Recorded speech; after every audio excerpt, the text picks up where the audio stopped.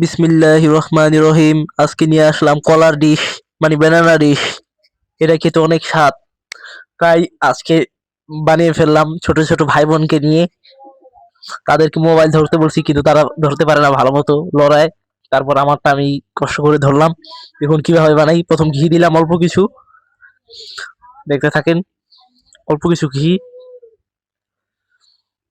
তারপর একটা একটু করে ব্যানানা ছেড়ে দিলাম, ব্যানানার টুকরা আস্তে আস্তে ছাড়ি।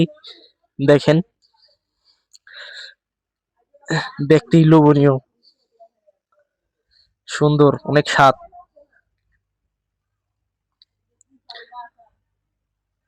দেখতে থাকেন, ওই যে হয়ে গেছে। তারপর একটু আলু দিয়েছি, আলুর স্লাইস, সুন্দর দেখতে, অনেক লোভনীয়। যে বা একবার খাইলে বারবার খাইতে চাইব। অনেক সুন্দর। এই যে বাড়িতে নামিয়ে ফেললাম এখন।